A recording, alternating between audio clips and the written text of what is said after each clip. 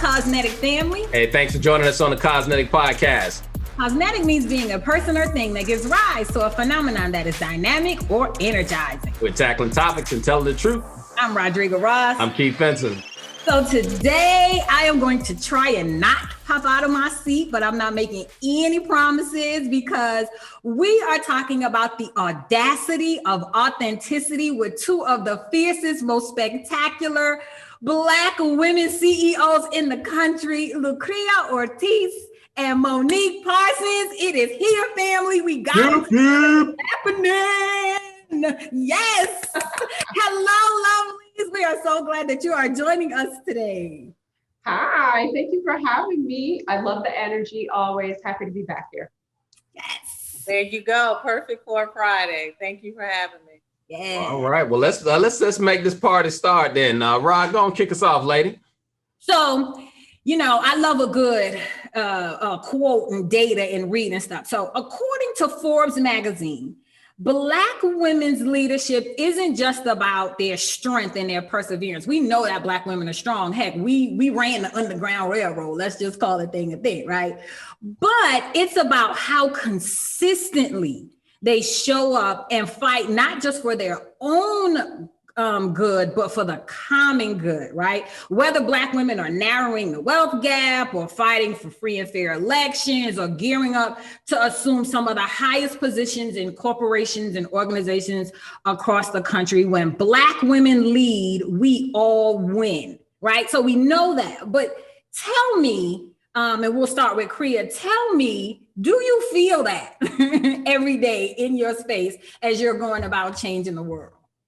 Definitely. I definitely feel that. And I think for me, I live at a few intersections, right? You know, I definitely embrace my Blackness. I'm also Latina and as a woman. So I think of all those intersections regularly and how I have to move in the world to represent each of those groups in a really strong way. And then it just goes without saying, I feel strongly that women just have a different lens because as we come up in community, we are caring for others. We are in PTA groups. We're active in churches and in other community group spaces. So when we get into these kinds of seats, we bring all those roles with us. So it's sort of like a really natural convergence of our personal experiences, but bringing it into the professional with so many different lenses. So yeah, I not only feel that, but I also feel a responsibility to that. So yeah, of course. How about you, Monique? Do you feel that? All that Black girl magic? You know, absolutely. You started off by saying, of course, we led the Underground Railroad, and Harriet Tubman happens to be my hero. Yeah. Because I that's it in a nutshell. I mean, we do things that other people can't do or don't think about doing, and we self-sacrifice. Yeah. Right. So we lead outside of ourselves, as Lucria stated. You know, we bring everything with us. We bring every experience, good, bad, or indifferent, with us inside our office space, inside our YMCA, inside of where we work. Inside of how we raise our families, inside of how we live and lead the community. We bring all of that. So you get this very dynamic, complicated, but loving and authentic leader when we show up. Mm-hmm. And so we don't know how to not think about everybody else. We probably do a bad job thinking about ourselves first. Mm-hmm. Right? Because we're always thinking about what's best for everyone else.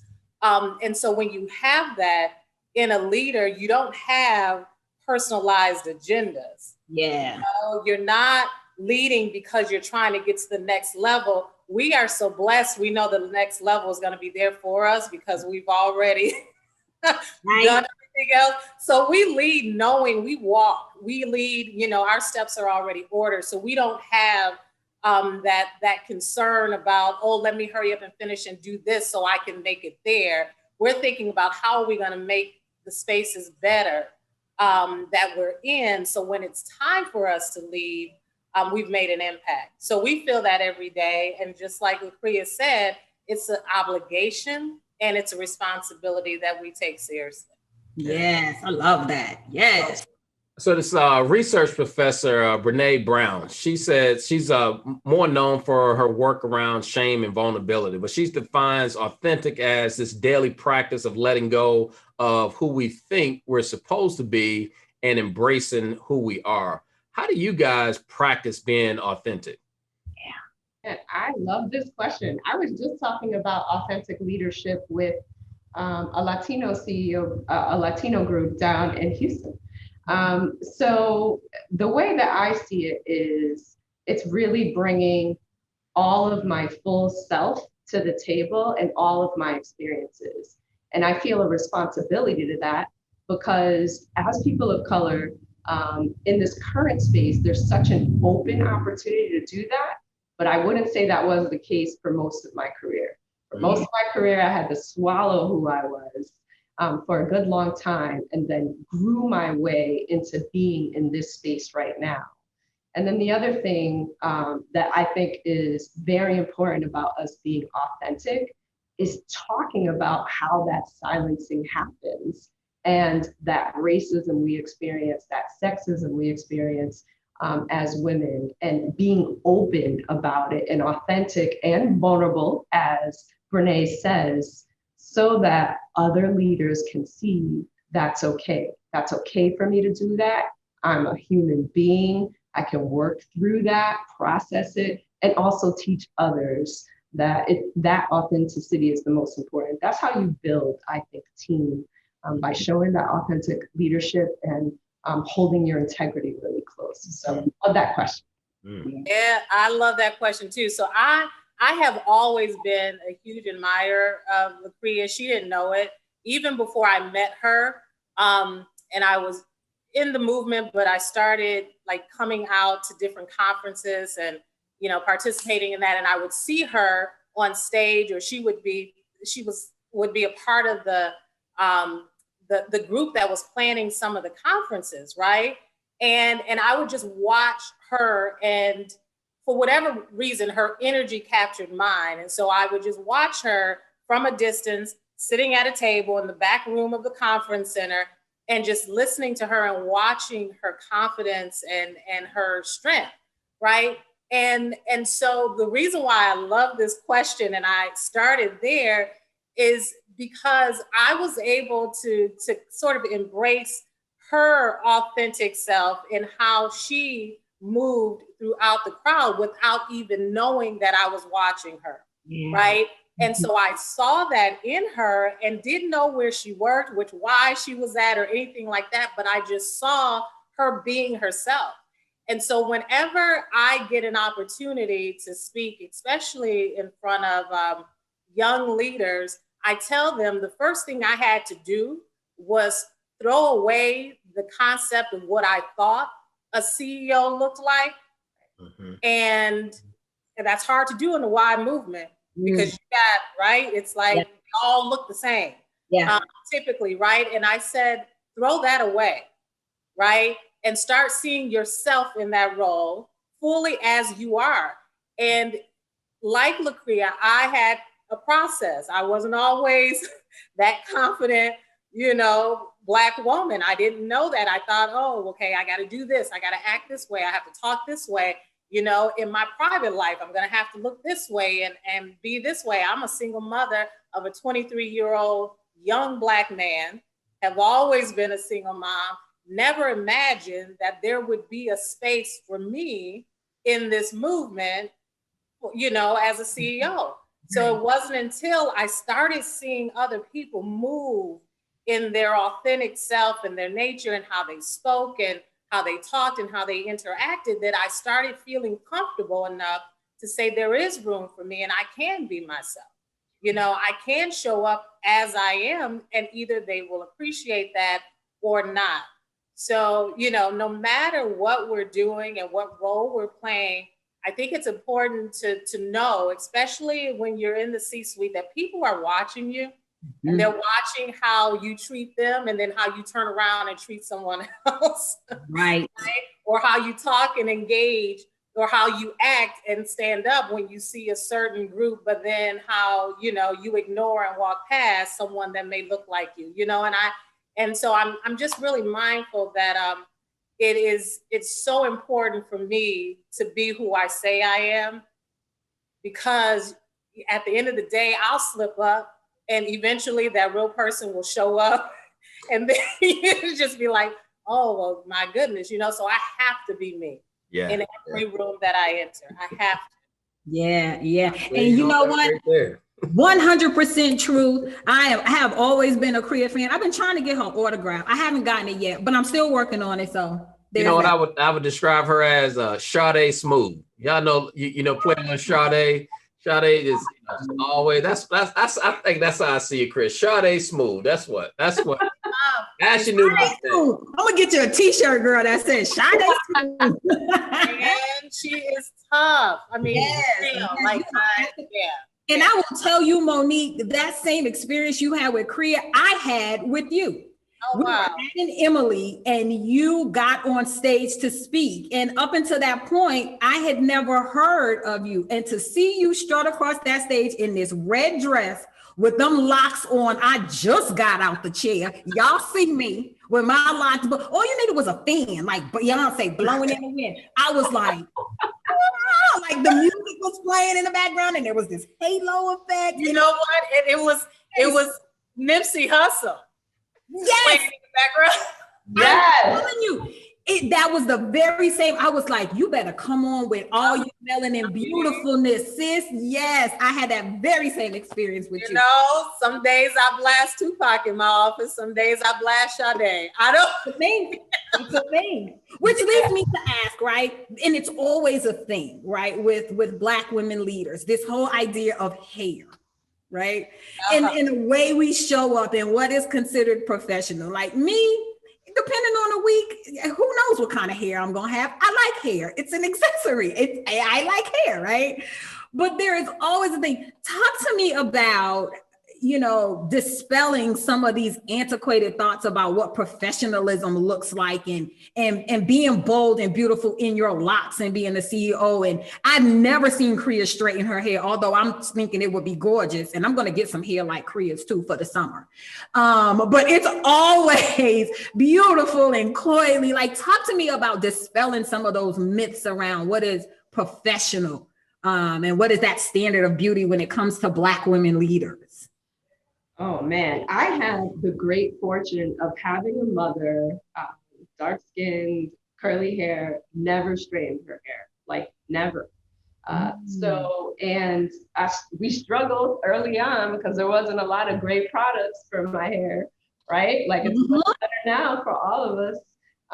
But she really instilled that in me. So the natural has always been my way, you know, throughout all of schooling and all that. Maybe a couple times I have straightened my hair, but I'm very intentional about being in every space, you know, with my hair, how it comes. Because I believe strongly in that I don't need to alter my hair. And I've been told by other Latinas in, you know, at events and things, they'd say, oh, you didn't do your hair. And I'd say, no, you didn't do yours. So I, you know, was always quick to correct people because I just felt strongly that, you know, I don't have to conform to those standards that we're all conforming, that we know where that comes from, and we don't need to conform to those standards. Yeah. So I thank my mother for that. I'm also not I'm more conservative when it comes to my look. So I'm not as adventurous as you, Miss Ross. I wish I could be. Like if I change my hair part, that's a big deal. On the other side. But what I have instilled in my daughter is the same thing. And she's got incredible curls, very big hair, and she does all kinds of styles with it. But she also, you know, learned that wherever she goes, her hair is gonna be accepted the way that it is. And if people have a problem with it, then she can talk them through it, but it's not her problem. How about you, Ms. Parsons? Well, the same thing. I'm grateful that I'm the youngest of 6. And so I have a very strong mother, born and bred in Louisiana, Baton Rouge, Louisiana. And I have 4 sisters. And, just like the rainbow, we all look different. And I have sisters that have, long red hair, permed out. I have sisters that had short, natural hair, and I saw that growing up. So it never dawned on me that I couldn't be my authentic self, or that I had to adjust to what society deemed as beautiful. Now, I'm not going to lie. When I was in college, you start getting these images and you start feeling some sort of way, and you see the girls with the straightened hair, and the hair is gorgeous and beautiful, and I was in that chair every Friday getting my hair done. So I am that Black woman. I've done everything. I've been every experience in that, but I always had confidence in whatever hair do I was rocking. Whatever it was mine, it was me, and I had confidence in that. But I've always just leaned in towards the natural state. So in college, when I was, leading the Black Student Union at the University of Minnesota, I had short, natural, curly hair, and I had that for the longest time. I wore braids, at the U of M. So they knew which union I belonged to and what I was doing. But I was always that way. And I remember when my son was like maybe in middle school, and I was relaxing my hair again. I was going through that phase, and I was just relaxing it because I was working at that time for Ford Motor Company. And my hair is naturally curly. And he was like, "Mom, why don't you just let it be?" And I was like, I'm doing something right. I was like, yeah, you're right. So then I went back to my natural state. And then I remember when I ran for school board in our community. I'm also an elected official for our high school board. And a colleague of mine told me, she said, "You should probably straighten your hair." Another Black woman who I adore said, "You should probably straighten your hair for your campaign pictures." And I was like, "I don't think so." That's all you had to say. So I didn't, and I won and got the most votes and everything. But it has a lot to do with your confidence and who you are. Everything we just talked about, being your authentic self, showing up that way, and then letting people know, look, you can still talk to me. I'm still approachable. I'm still who I am. But I have this culture that's deep inside of me that allows me to be many great things. Yeah. And I will continue to be that depending on how I feel. But yes, it is a part of me. My hair is my culture. It's my strength. It is who I am. It is who I enjoy being. And so it is what it is. But yeah. I think in particular for Black women, like, what do you think share with me the challenge of just really being authentic? I know we just talked about hair, but it's just that whole piece. There's some people who, bling it out. There's some people natural hair, but, lots of things to just really showcase their culture. Like, why is it so hard for some people to be authentic?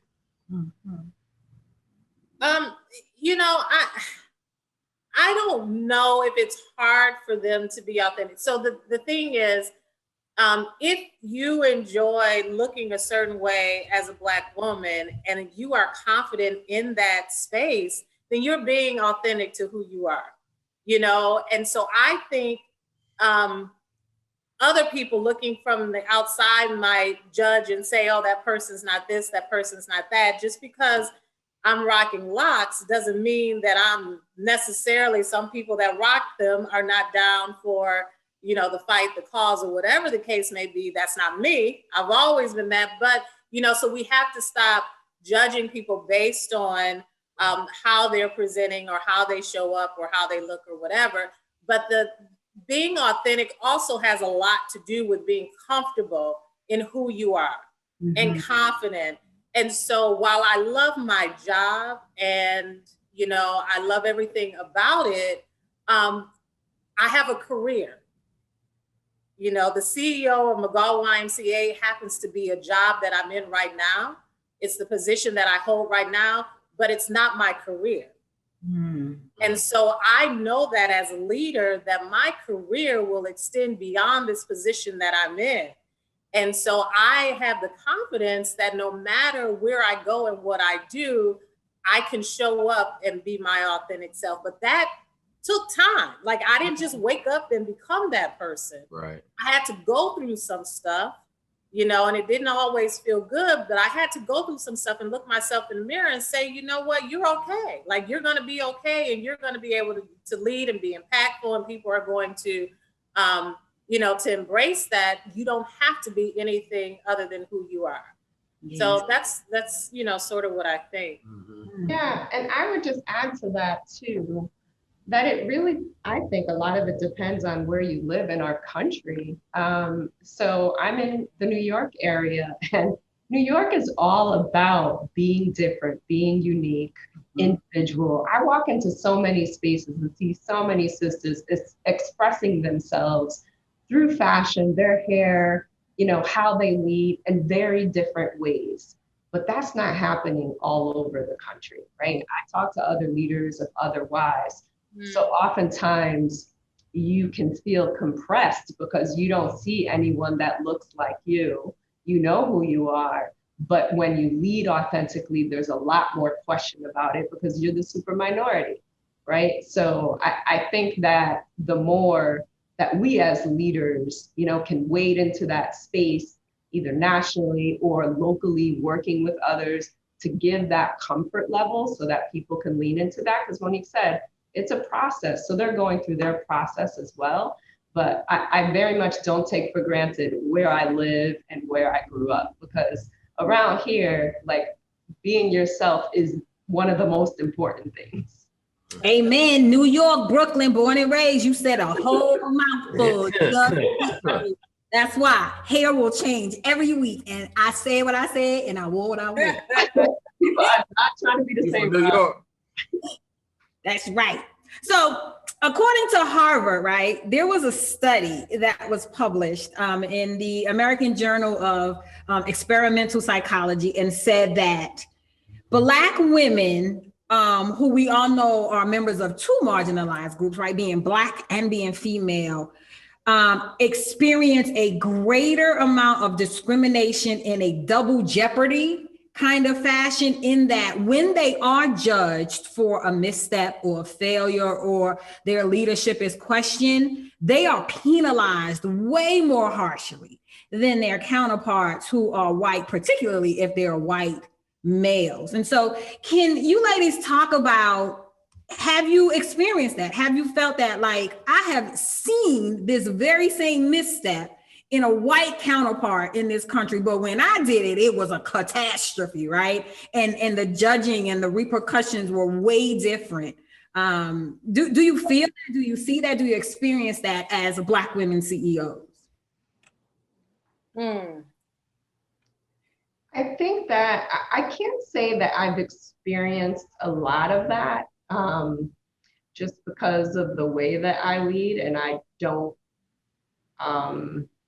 I would call that out if that occurred, honestly, but it does inform my thought process when I'm strategizing, right? Yeah. When I'm thinking about moves, when I'm thinking about doing things with my board or the community, I know that I can't move like a white male. I know that. I know when I say something, it is perceived differently. When I make certain decisions, you know, people will look at it differently. You know, so I've literally been in meetings where people say this all the time. People of color say this all the time, but literally a white male will say, I will say something, a white male will say something, and people are like, yes, yes. And I said the same thing, you know, so that happens a lot to women of color, to Black women, oh man. So I can't think of a misstep, but it does influence my strategizing. constantly, because that's reality in America. Yeah. Absolutely. Absolutely. Yeah, we think about that. Unfortunately, we have to. And it's unfortunate that we have to. Yeah. So I have experienced it and I've called it out. Okay. So, I mean, yes, as a CEO, yeah, you see it. And it's really interesting because, sometimes I don't know if people are aware of it, of the situation of when it happens. Not all the time. Some people are very much aware of what they're doing, but some are not. And so when you call it out, it's like a shock, like, oh my God, I did. Yeah. Yeah, you did. And and so it's interesting, but it is what it is. I mean, I had people who questioned my ability to be a CEO, even though I had been a COO for many, many years in this agency and was running this place pretty much. And not anybody really internally, because they knew. But yeah, when it was time for me to step into the role, I know that there were people that were waiting, to see if I would be able to handle this YMCA or if I would be able to be the CEO. I know that. But there's a lot of people sitting on the outside wondering about all of us, not just me. So I don't take it personally. I'm just like, yeah, that's how y'all think. Because you really, going back to what I said earlier, you really don't see anyone else in this role that doesn't look like you, leading YMCA. So when that happens, it's a shock. And then you don't think we have the tools or the experience to lead. And what I'm concerned about right now, not that it's a bad thing, but I'm concerned that we are the latest thing. That, having a Black woman on your squad is like the thing to do.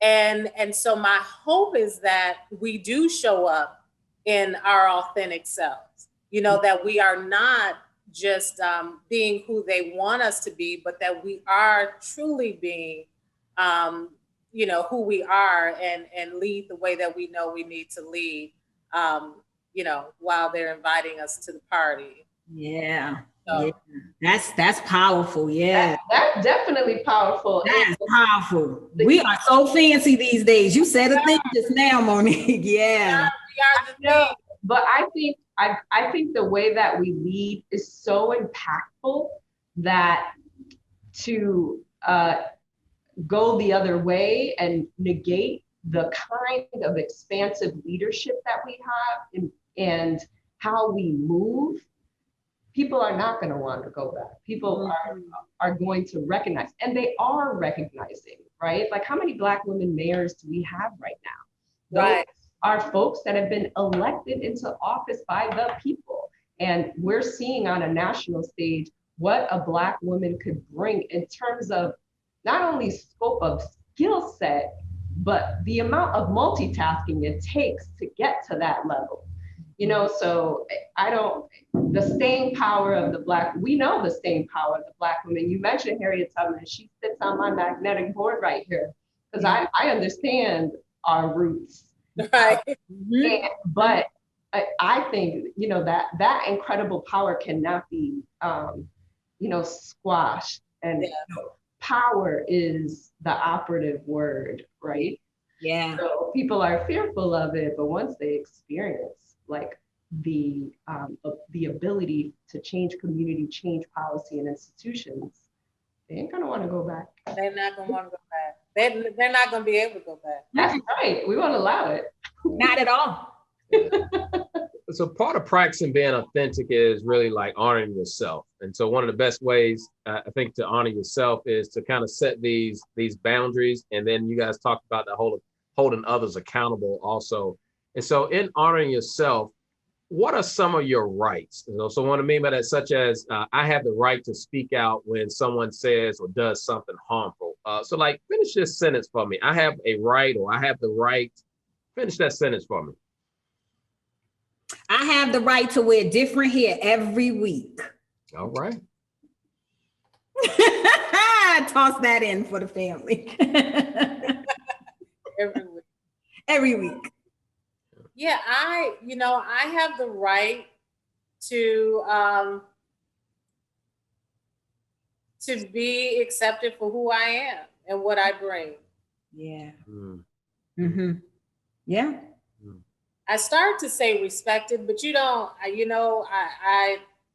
have to respect me in the sense that, that's a deeper conversation, but you do have to accept, that has to come. I'm coming as I am, whether or not you want me to or not, whether or not you respect me or not. I'm showing up in my true, authentic self. And so that's just what it is. That's my right. Yeah. Yeah. I love that. I would say I have the right to shift the narrative. That's my right. Mm-hmm. The narrative has been, one way for a very long time. And now I'm in this seat. I definitely have the right to shift the narrative and the lens. Yeah. Yeah. So without question, without doubt, you ladies are doing some amazing things, but we understand the need and the necessity of balance, right? Like, you got to balance all this out with things that just feed your soul and feed your spirit. For me, it's cake, shoes, and music with lyrics that we probably shouldn't listen to in front of our children, but I'm listening to it anyway, real loud in the car. So talk to us about some of the things that you really enjoy doing, your favorite song. Like, what is it that you do to help, feed your soul and keep your spirit up for this really hard, long-term work?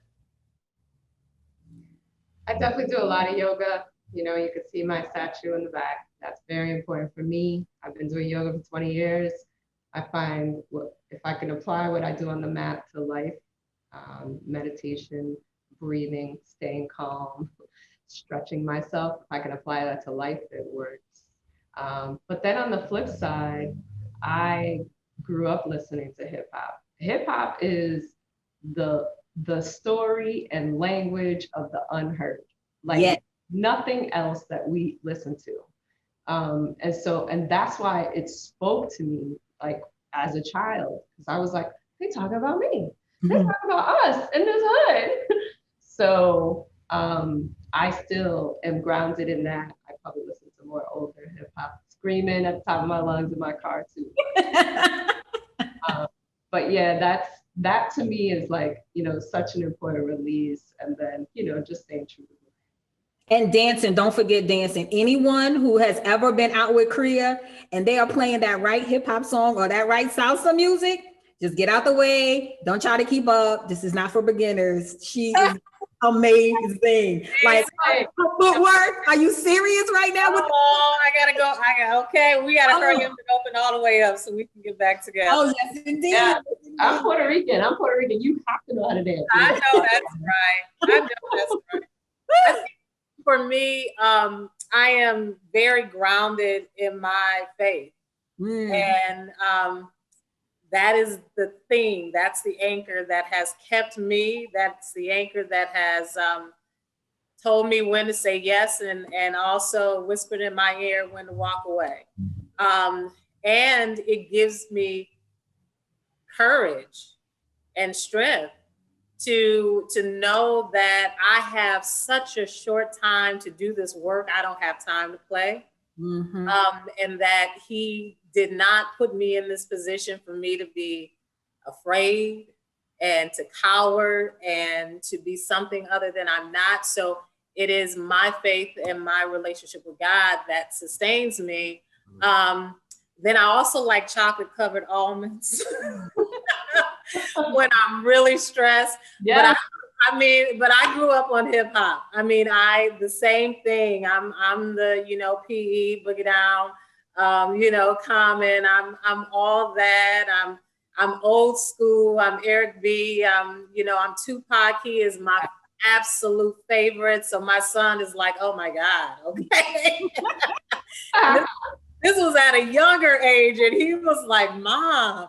I'm like, boy, yes, just go ahead. But Monique, if I understood you, and the last time I heard you speak at Emily too, I thought you said Tupac and I think it was Biggie. They kind of depended on.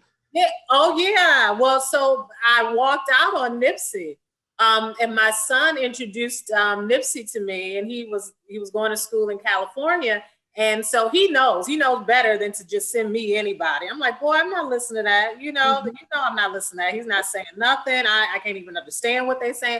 And so he's like, no, Mom, you're going to really like Nipsey. And so I did, but I'm the type person, I want to know more. Like, I want to know why you're writing those lyrics. Like, I need to know what's behind that. So I started discovering more about Nipsey Hussle. So when he passed away, I was just like shook, because how deep and dynamic this young man was and what he was trying to do in the community. So yeah, I'm all that. Thank you for listening to Cosmetic, where we are tackling topics and telling the truth. Subscribe and listen to us weekly. And don't be shy, give us a review. And as always, be dynamic, be phenomenal, be cosmetic.